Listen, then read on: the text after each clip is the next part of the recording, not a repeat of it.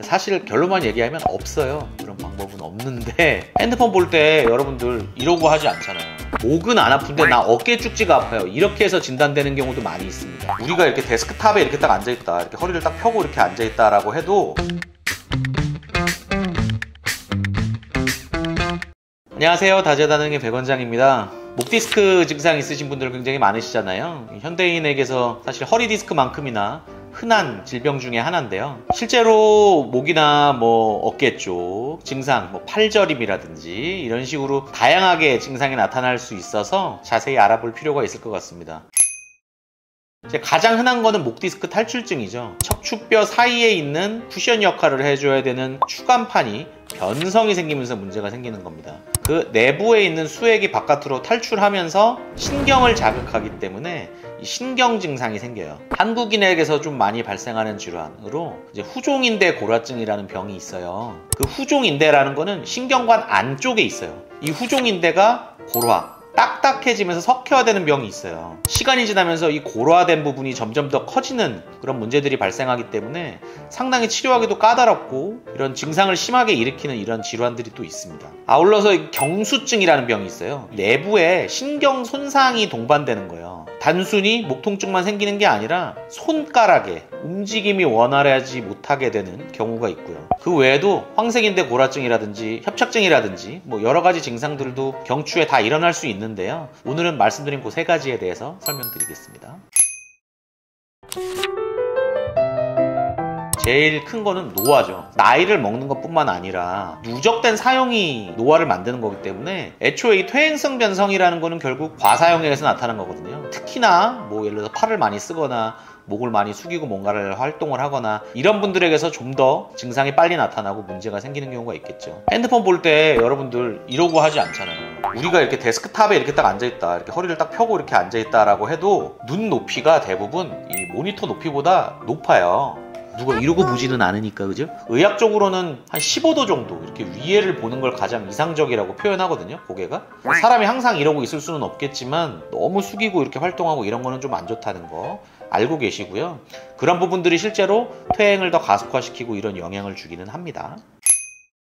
디스크성 통증의 증상은 가장 대표적인 건 당연하지만 통증이죠. 통증이 아까도 말씀드린 것처럼 목만 생기는 건 아닙니다. 어깨, 양쪽 어깨, 그다음에 등 쪽, 날개뼈 통증이 전체적으로 같이 나타날 수가 있어요. 목에 있는 신경이 팔까지 연결되기 때문에 목에서 팔 쪽으로 나가는 증상, 우리가 방사통이라고 하는데요. 이 날개뼈 쪽에 이런 통증이 생기고 이런 것들은 이제 승모근의 자극으로 인한 증상이죠. 이 승모근이라는 것도 목을 중심으로 어깨 등까지 이렇게 연결되기 때문에 지속적으로 자극을 주거나 이러면 통증이 생기는 경우가 있습니다. 이제 후종인대 골화증이나 이런 거 있으신 분들도 사실 증상 자체는 비슷해요. 결국 목이 아프고 어깨 아프고 팔이 아픈 건 똑같은데 치료 방법이 굉장히 이제 복잡한 거고 어려운 거죠. 경수증 같은 경우는 특징적인 증상들이 좀 있어요. 보행장애가 좀 발생할 수가 있고요. 손의 움직임이라든지 미세 동작 같은 게 좀 어려운 경우도 있고요. 엑스레이 찍는 게 당연히 이제 1차적인 검사고요. 엑스레이로 확인이 안 되는 부분은 반드시 MRI로 확인해야 됩니다. 다만 아까 말씀드린 질환 중에 후종인대 골화증 같은 경우는 인대가 뼈의 형태로 바뀐 거잖아요. CT는 뼈를 보기 위한 검사라고 말씀드렸죠. 후종인대 골화증의 경우에는 특징적으로 CT 찍는 게 좀 도움 될 수 있습니다. 그래서 수술하기 전에 플랜을 잡거나 이럴 때는 CT 촬영하기도 합니다. 그럼 디스크성 통증에 대한 치료는 어떻게 하는가? 가장 기본적인 치료, 주사 치료죠. 예전에도 말씀드렸던 신경차단술을 하게 됩니다. 일반적인 경우 목 디스크 같은 경우도 주사 치료로 거의 대부분이 해결이 된다고 봅니다. 신경 압박이 너무 심해서 마비가 생긴다든지 통증이 극심해서 견딜 수 없다. 그러면 이제 그 다음 스텝으로 가게 되죠. 후종인대 골화증이나 경수증과 같은 증상의 치료는 대부분 굉장히 치료가 좀 커집니다. 그래서 간접적으로 뒤쪽으로 이제 뼈를 열어주는 후궁 성형술을 시행하기도 하고요. 직접적으로 척추체를 제거하고 골화된 문제, 병소들을 직접적으로 제거하는 수술도 있어요. 이제 이런 질환들은 대학병원 중에서도 굉장히 좀 큰 병원에서 수술을 하시는 게 필요하고 전문의와 상의해보고 결정하시기를 권하고 싶습니다. 단순한 근육통이랑 목 디스크는 어떻게 구별하나요? 디스크 변성은 그닥 심하지 않은데 구조적인 문제 때문에 증상이 생기는 경우가 꽤 있어요. 이 구조적인 문제라고 하면 일자목이나 거북목 이런 거 말하는 거죠. 이런 문제들이 결국 주변에 있는 근육을 자극하게 되면 디스크성 통증과 거의 유사하게 나타납니다. 다만 사진을 찍었을 때 확실히 좀 구별이 되죠. 디스크 변성에 의한 증상들은 디스크의 퇴행이 확인이 되고 디스크 공간이 좁아진다거나 석회화가 돼 있다거나 이런 문제들이 생기죠.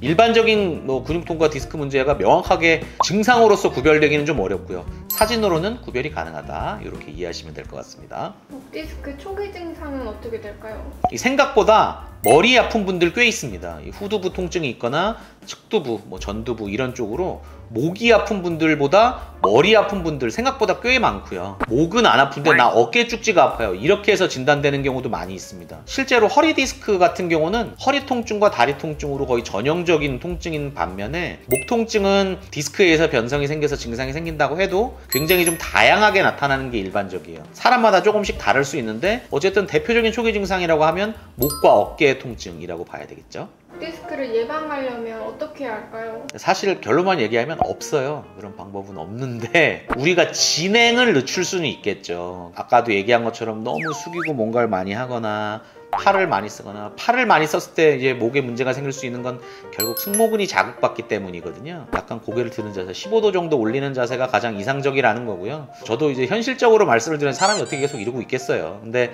어쨌든 너무 숙이고 있는 거는 무조건 안 좋다.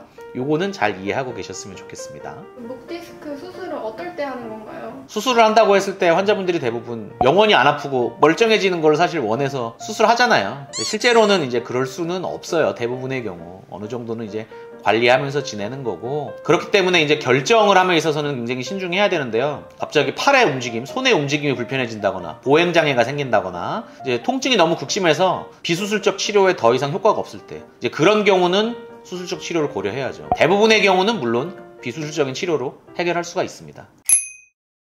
오늘은 목 통증을 일으킬 수 있는 대표적인 질환들에 대해서 알아봤습니다. 목 디스크 탈출증 이외에도 여러 가지 질환들이 있으니까요. 여러분들의 증상에 참고하시면 좋을 것 같습니다. 지금까지 백원장이었습니다. 감사합니다.